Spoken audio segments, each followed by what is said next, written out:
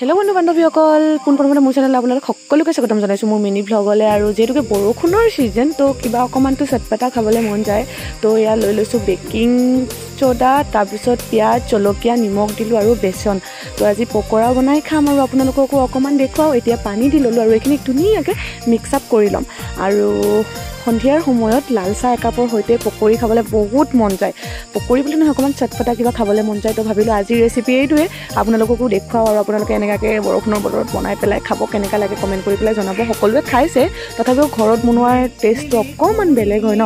তো সকলোৱে বনাই পেলাই খাব, কেনেকুৱা লাগে কমেণ্ট কৰি পেলাই জনাব। আৰু এতিয়া আপোনালোকক লোভ লগাবলৈ, মানে আমি আৰু খাবলৈ নিজে তো ঘৰতে বনাইছোঁ চটপটা, একদম জলকীয়া পূৰা অকণমান নিমখ পিঁয়াজ দি পেলাই পকৰা বনাই লৈছোঁ। আৰু এয়া লাল চাহ হৈ গ'ল উতলিলে, এইফালে চাহ পকৰা হৈ গ'ল। আজিলৈ ইমানেই, নেক্সট ভিডিঅ'ত লগ পাম। Bye bye. যদি ভাল লাগিছে শ্বেয়াৰ কৰিব, লাইক কৰিব, ছাবস্ক্ৰাইব কৰিব চেনেলটো।